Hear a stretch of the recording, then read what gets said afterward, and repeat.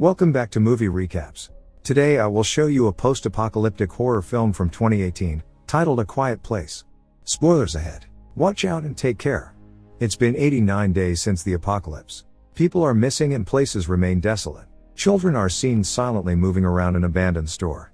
One of them is sitting on the ground and is approached by his mother, who looks for the right medicine to give him, because he's sick. The eldest child is deaf, but they all communicate with sign language. When the youngest child almost drops a toy rocket, its sister grabs it swiftly before it drops and makes a noise. The father joins them and it becomes apparent that they are on a supply run in the store. The youngest still gets the rocket toy, which is swiftly taken away by the father, who is concerned that it might be too loud. Once he's out of the store, the eldest gives the littlest back his toy, unaware that he will also take the batteries back. It's slowly getting dark as they are seen walking barefoot back to their home, with the youngest trailing back behind the group. Suddenly, toy sounds are heard in the background. The group panics as the father is running towards the littlest child. The mother holds her scream. Before the father can get to the child, a creature appears from the woods and cuts right through it. More than a year after the event, the family is trying to cope with what has happened. The eldest is traumatized and the father obsessed with both the event itself as well as finding means of communication with other people via radio. The middle child wants to drive a car, but he knows that won't be possible. He walks back to their underground home, where the pregnant mother is trying to create a warm nest for her baby. The father can't let go of the memory of their child that died, but the mother, aware of the situation they are in, is preparing a very special crib for the child to come. Sitting on the top of a silo, the father lights a fire and searches for other fires that light up in the distance, a sign that other people are still alive. The same night they have dinner together, using leaves for plates and their hands so they don't make a sound, even praying in complete silence.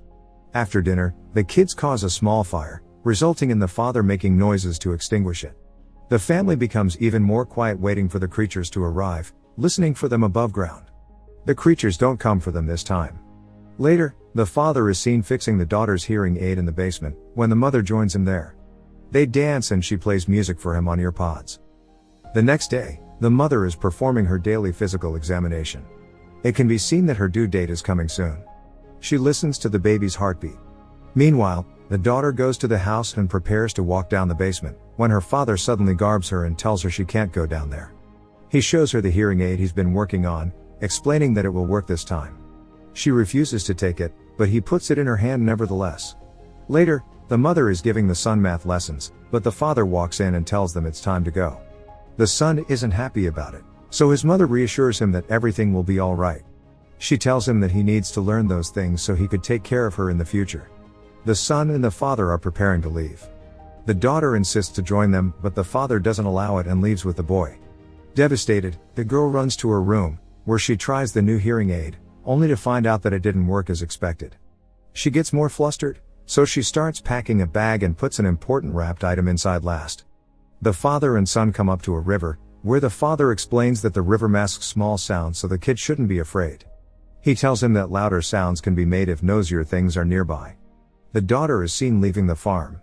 Inside, the mother is carrying on with her house duties, when a laundry bag she's pulling gets stuck on a nail in the stairway, almost tipping her over. The father and son go up to a waterfall and suddenly, the father starts howling and scares the boy. He tells him that it's all right and encourages him to howl as well. Back at the farm, the mother goes inside the house, walking around nostalgically. The girl is walking through the woods away from their home, and back at the waterfall the father and son have a conversation about her. The boy tells him that she blames herself for what happened with the youngest child. The daughter is seen walking up to the place where her little brother died. Meanwhile, the mother is in his room, crying. The girl leaves the toy rocket on the grave, as the father and son are still talking. The son tells his father that he should tell his daughter that he still loves her. Later that day, the two of them are walking back through the woods and come across an old run-down house. As they pass by it, an old man appears suddenly and they stop. Next to him, lays the dead body of a woman. The father notices the man is about to scream and hushes him, but the man screams from the top of his lungs nevertheless. The father grabs the son and hides, then watches as one of the creatures tears the old man apart. Back at the house, the mother is still in the dead child's room, when her water breaks. She tries to keep collected as the pain from the contractions comes in and walks toward the basement.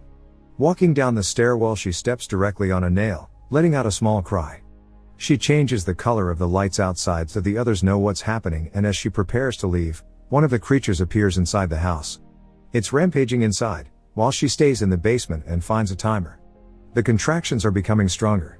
In the meantime, the father and son arrive at the farm and notice the change in the lights.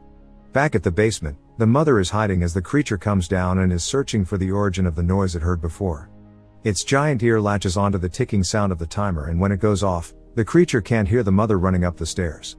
Unfortunately, there is a second one in front of the house, as the father and son find out too. The father gives the boy the task of switching on a device that is louder, so they can help the mother. Back inside the house, she's lying down in a tub, ready to have the baby, when suddenly she hears one of the creatures coming inside. In the meantime, the boy is lighting up a fireworks and the father is prepping a shotgun. The moment she starts pushing, explosions are heard in the background and she lets out an enormous scream. As fireworks explode over the farm, the father runs toward the house with the shotgun. The daughter sees the fireworks as well and runs toward the farm. Back at the house, the father is seen coming up the stairs toward the bathroom, but the mother isn't in the tub. He sees the blood and thinks of the worst, when she pops up from behind the shower screen. Baby noises are heard as the two of them kiss.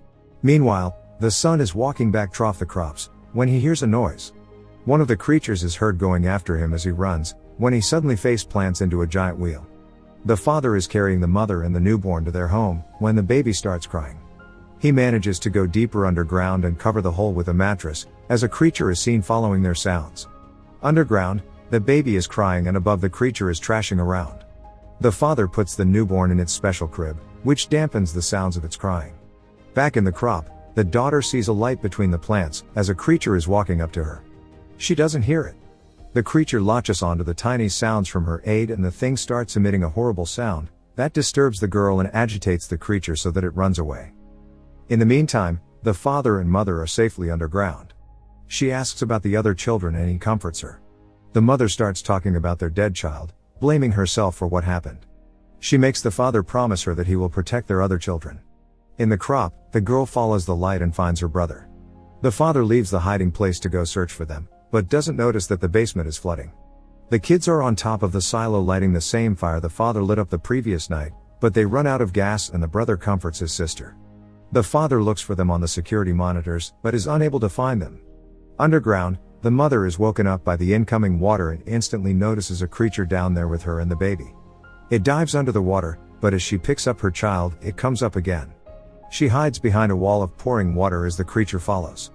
Meanwhile, the father arrives at the crop and the children argue on top of the silo, when suddenly the boy drops inside, making a noise that everything can hear, except his sister.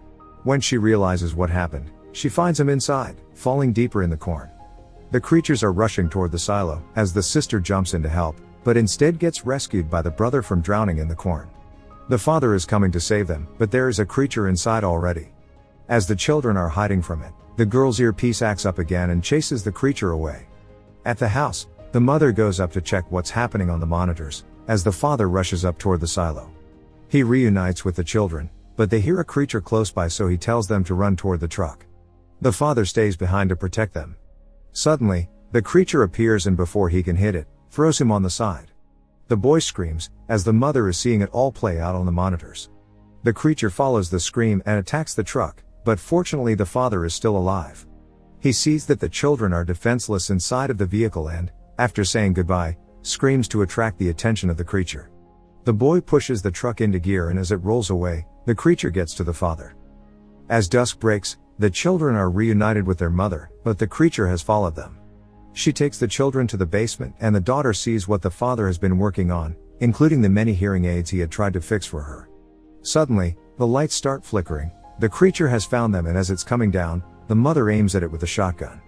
All the electronics glitch and disturb the creature. The daughter figures out that devices like her hearing aid are its weakness and she turns hers on. Before the creature can get to the newborn crying, the girl puts her aid to the radio and incapacitates it. A second later it rises, but the mother shoots it dead. The lights start flickering again. They see on the monitors that more creatures are coming, so the daughter ups the volume on the radio and the mother pumps the shotgun. Make sure to subscribe and turn on notifications so you can watch more videos like this. Thanks for watching.